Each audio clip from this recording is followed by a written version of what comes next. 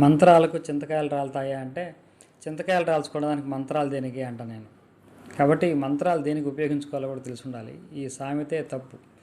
ఒక చిన్న కథ చెప్తే మీకు ఈజీగా అర్థమవుతుంది.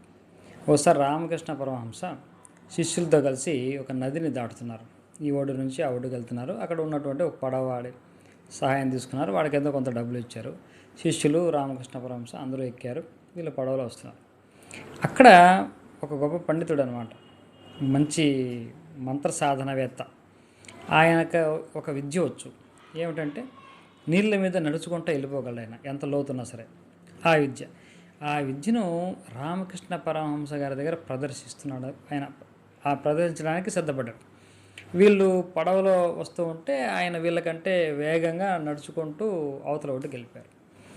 అంటే అతను అనుకున్నాడు, రామకృష్ణ పరమహంస అంటే ఆయన అవధూత కదా, ఆయన మహాసిద్ధపురుషుడు కదా, ఈయన ఖచ్చితంగా అభినందిస్తాడు అనుకున్నాడు. ఈయన ఊహించినట్టే ఆయన వచ్చి పలకరించాడు.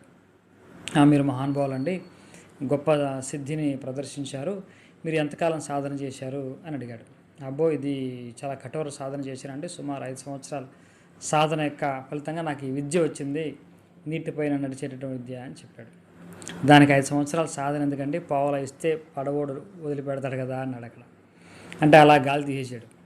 అంటే నువ్వు 5 సంవత్సరాలు కష్టపడి ఒక మంత్రాన్ని తీసుకొని దాన్ని సాధన చేసిన విద్య అంతా ఏంటి ఇక్కడ నుంచి అక్కడికి వెళ్ళడానికా? దీనికి వేరే ఆల్టర్నేటివ్స్ ఉన్నాయి కదా, పడవలు లేకపోతే ఇక్కడ నీకు ఆ విద్య పనిచేస్తుంది. దీనివల్ల ఉపయోగం ఏంటి ఆ విద్యకి? అంటే మంత్రం కూడా, దానికి సామెత ఎందుకు వచ్చిందో తెలియదు కానీ, మంత్రంతో చింతకాయలు రాల్చుకోవాల్సిన అవసరం ఏమొచ్చింది? మంత్రం ఎప్పుడు ఉపయోగిస్తాం? మనం ఏదైనా సాధించడానికి మనకు చేత కాకపోతే, మన చేతిలో ఉన్నటువంటి రిసోర్సెస్, వనరులు లేకపోతే అప్పుడు మంత్ర సహాయం, దైవ సహాయం తీసుకుంటాం. కాబట్టి గుర్తుపెట్టుకోండి, మంత్రాలకు చింతకాయలు రాలుతాయి. అంటే ఈ మాట చెప్పేవాళ్ళు బహుశా ఎప్పుడు జీవితంలో ఏ మంత్రం చేసి ఉండరు, వాళ్ళకి తెలియదు. కాబట్టి వాళ్ళు ఆ మాట చెప్తూ ఉంటారు. అంటే చింతకాయలు రాలితేనే మంత్రం పనిచేసినట్టు అంటే చాలా తప్పు. చాలా అద్భుతాలు జరిగినటువంటి సంఘటనలు చాలా ఉన్నాయి. నేనే ఒక ఉదాహరణ మీకు చెప్తాను. సుమారుగా ఒక 15 years కిందట నాకు ఒక హెల్త్ ఇష్యూ, ఒక న్యూరల్ సంబంధించినటువంటి నర్వస్ రిలేటెడ్ ఇష్యూ ఏదో వచ్చింది. దాన్ని చాలా హాస్పిటల్స్ తిరిగితే కూడా నాకు ఎక్కడ అది ప్రాబ్లం సాల్వ్ అవ్వట్లేదు. ఊరికి తిరుగుతున్నాను, ఏదో రిపోర్ట్లు ఇస్తున్నారు, ట్యాబ్లెట్ ఇస్తున్నారు, నాకేం ప్రాబ్లం అవ్వట్లేదు. ఒక మంత్రం తీసుకున్నాను. మంత్రం తీసుకొని నేను జపం చేసింది చాలా చాలా తక్కువ, రోజుకు 9 సార్లు అంతే. అంటే అప్పుడు జపమాలు తీసుకొని 108 సార్లు ఇలా చేయలేదు సాధన, ఒక 9 సార్లు. నాకు సుమారు 2-2.5 సంవత్సరాల తర్వాత పూర్తిగా ఆ సమస్య నుంచి నేను బయటపడ్డాను. అంటే 108 సార్లు చేసి ఉంటే నేను తొందరగా కూడా 6 నెలల లోపు కూడా బయటపడేవాడిని. నేను హాస్పిటల్ చుట్టూ తిరగకుండా ఈ పని చేస్తుంటే, ఎప్పుడో చేస్తుంటే నాకు ఈజీగా వచ్చేది. కాబట్టి ఇవన్నీ కూడా మంత్రం వల్ల వచ్చినటువంటి ఫలితమే కదా. మంత్రం వల్ల చాలా చాలా ఫలితాలు పొందిన వాళ్ళు మన చుట్టూ కూడా చాలామంది ఉన్నారు. కాబట్టి మంత్రాలను ఎలా తీసి పడేయకూడదు. ఇంకొక ఉదాహరణ చెప్తే అర్థమవుతుంది మీకు. నేను విష్ణు సహస్రనామంలో ఉన్నటువంటి నామ మంత్రాలని ఒకరికి ఒక 15 years నుంచి ఒక స్కిన్ ప్రాబ్లం చాలా ఇబ్బంది పెడుతుంది. ఎంత హాస్పిటల్ తిరిగినా అది తగ్గడం లేదు.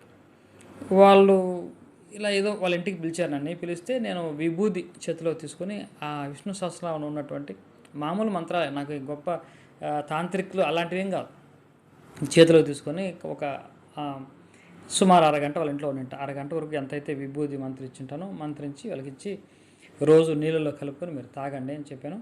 మీరు వాడుతున్నటువంటి మందులు కొనసాగిస్తూ దీన్ని కంటిన్యూ చేయండి అని చెప్పాను. ఆశ్చర్యంగా నెలలోపు వాళ్ళు యొక్క ఆ హెల్త్ కండిషను ఆల్మోస్ట్ 80% క్యూర్ అయిపోయింది అతనికి. మరి ఎలా సాధ్యం? కాబట్టి మంత్రం తీసుకొని సాధన చేస్తే, అనుభవంలోకి వస్తే మనం ఏదైనా సాధించవచ్చు. అంటే మీరు నమ్మలేనటువంటి ఒక విషయం కూడా నేను చెప్తాను. చాలామంది నమ్మకపోవచ్చు, నేను చెప్పేది మాత్రం సత్యం, యథార్థం. నేను చాలా చిన్నప్పుడు, అంటే సుమారు 6వ తరగతి 7వ తరగతి ఉన్నటువంటి సందర్భంలో, అప్పట్లో నాకు ఒక గురువు గారు నాకు కొన్ని మంత్రాలు ఇచ్చారు. తేలు మంత్రము, ఇక ప్రాణ విద్య, అయితే రకరకాల మంత్రాలు ఒక 3-4 ఇచ్చారనమాట. నేను చాలా శ్రద్ధగా ఆయన ఏ విధంగా చెప్పాడో ఆ విధంగా దాన్ని సాధన చేశాను.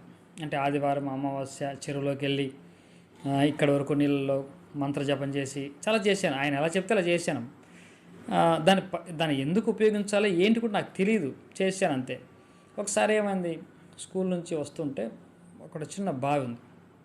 ఆ బావిలో ఒక కప్ప చనిపోయింది. ఆ కప్ప చనిపోతే ఇలా వెనక్కి తిరిగిపోద్ది, పొట్ట పైకి వస్తుంది తెల్లగా, అది కనపడింది. దాన్ని చూసి ఎందుకో అక్కడ కూర్చొని నా గురువుగారు చెప్పిన మంత్రాన్ని నేను ఒక 5 నిమిషాల పాటు అక్కడ జపం చేశాను. చాలా ఆశ్చర్యంగా ఆ కప్ప, చనిపోయిన కప్ప బతికి మళ్ళీ నీళ్ళలోకి వెళ్ళిపోయింది. ఇది నాతో పాటు మా ఫ్రెండ్స్ కూడా చూశారు. అప్పుడు దాన్నే పెద్దగా మేము సీరియస్ తీసుకోవాలా, అలా అయింది, వచ్చేసాం. తర్వాత కూడా నేను దానికి పెద్దగా ఇంత ఇదేదో జరిగిందన్న ఆలోచన లేదు. అంటే ఇప్పుడు ఈ మధ్య మంత్రాలు ఇక్కడ నామాలు జపం చేస్తున్నాం కాబట్టి ఇప్పుడు ఆలోచిస్తే అర్థమవుతుంది నాకు, అరే అప్పుడు ఇంత అద్భుతం జరిగింది అని. అప్పుడు దాని గురించి పెద్దగా స్పందన ఏమీ లేదు. కాబట్టి మంత్రాల్లో శక్తి ఉంది. అది ఎలా పనిచేస్తుందో ఏంటనే అది వేరే సెన్స్, అది సరిగ్గా అర్థం చేసుకోండి. అంతేగాని మంత్రాల్లో అసలు శక్తి ఉందా లేదా అనే సందేహం అక్కర్లే. మీరు వీలైతే ఓ మంత్రం తీసుకోండి, మీకు ఆరోగ్యమా, ఆర్థిక సమస్య, ఇంకోట తీసుకోండి. విష్ణు సహస్రనామంలో ఉన్నటువంటి 1000 నామాలు కూడా 1000 మంత్రాలు, బాగా గుర్తుపెట్టుకోండి.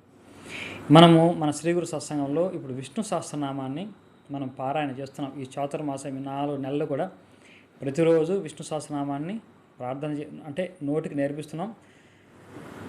తర్వాత ప్రతి శ్లోకానికి కూడా ఉన్నటువంటి అర్థాన్ని చాలా వివరంగా మనం చెప్తూ ఉంటాం. కాబట్టి ఆసక్తి ఉన్నవాళ్ళు మా సత్సంగంలో చేరి విష్ణు సహస్రనామాన్ని, ప్రతి నామాన్ని వివరించడం జరుగుతుంది.